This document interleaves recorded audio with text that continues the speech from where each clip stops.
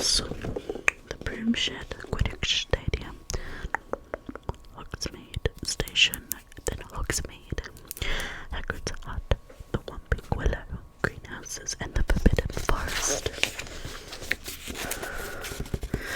Chapter 1. The Boy Who Lived.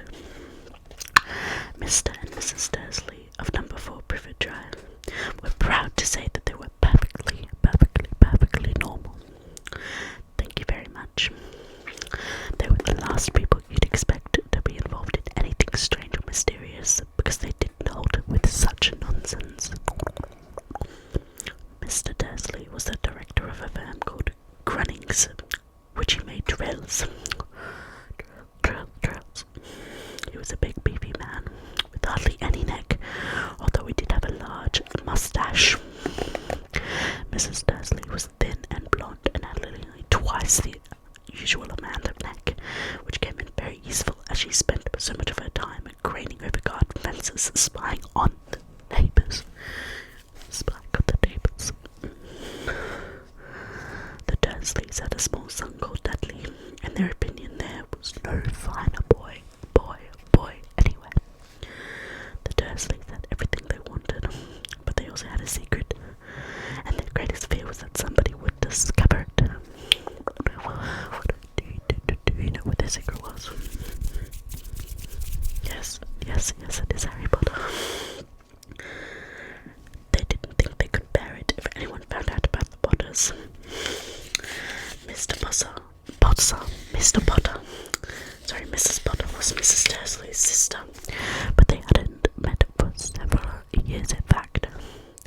Mrs. Dursley pretended she didn't have a sister, because her sister and her good-for-nothing husband were as un-Dursley-ish as it was possible to be. The Dursleys shuddered to think what the neighbours would say if the Potters arrived in the street. The Dursleys knew that the Potters had a small son too, but they had never seen him. The boy was another good reason for keeping the Potters away. They didn't want Dudley mixing with a child like that. When Mr. and Mrs. Dursley woke up on the dull grey Tuesday our story starts, there was nothing about the cloudy sky outside to suggest that strange and mysterious things would soon be happening all over the country. Sorry, it's really hard to breathe. Panting. Mr. Dursley hummed as he picked out his most boring die for whack, and Mrs. Dursley gossiped away happily as she wrestled a screaming Dudley into his high chair. None of them noticed a large tawny owl flutter past the window. At 8:30, Mr. Dursley picked up his briefcase and pecked Mrs. Dursley on the cheek and tried to kiss Dudley goodbye, but he missed because Dudley was now having a tantrum and throwing his cereal at the walls. Little Tyke chortled Mr. Dursley as he left the house. He got into his car and backed out of number 4 drive. It was on the corner of the street that he first noticed the sign of something peculiar. A cat reading a map. For a second, Mr. Dursley didn't realize what he had seen. Then he jerked his head around to look again. There was a tabby cat standing on the corner of Privet Drive, but there wasn't a map inside. What could it be? What could he have been thinking of? It must have been a trick of the light. Mr. Dursley blinked and stared at the cat. It stared back. As Mr. Dursley drove around the corner and up the road, he watched the cat in his mirror. It was now reading the sign that said Privet Drive. Now looking at the sign. Cats couldn't read maps or signs. Mr. Dursley gave himself a shake and put the cat out of his mind. As he drove towards the town, he thought of nothing except the large order of drills he was hoping to get that day.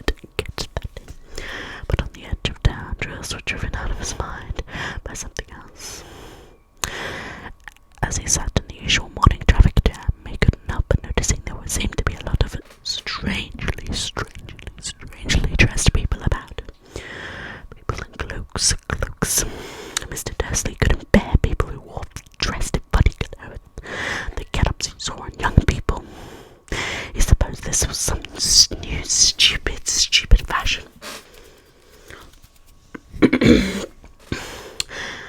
He drummed his fingers on the steering wheel and his eyes fell on a huddle of these weirdos standing quite close by. They were whispering excitedly together. Mr. Dursley was enraged to see that a couple of them weren't even young at all, while the man had to be older than he was, and he was wearing an emerald green cloak.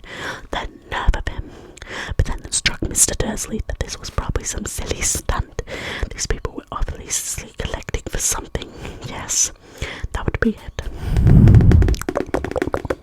The traffic moved on, and a few minutes later Mr. Dursley arrived in the Grunnings car park, behind pack trails.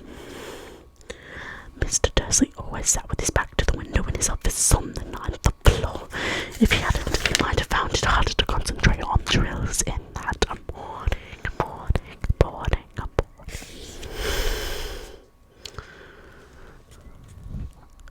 He didn't see the owl swooping past in broad daylight. The people down in the street did. They pointed out and gazed open-mouthed as owl after owl sped overhead. Most of them had never seen an owl even at night time. Mr. Dursley, however, had a perfectly normal owl every morning. He yelled at 5 different people. He made several important telephone calls. He shouted a bit poor. He was very good mood until lunchtime, when he thought he'd stretch his legs and walk across the road to buy himself a bun from the baker's opposite. He had forgotten about the people in cloaks until he passed a group of them next to the baker's. He eyed them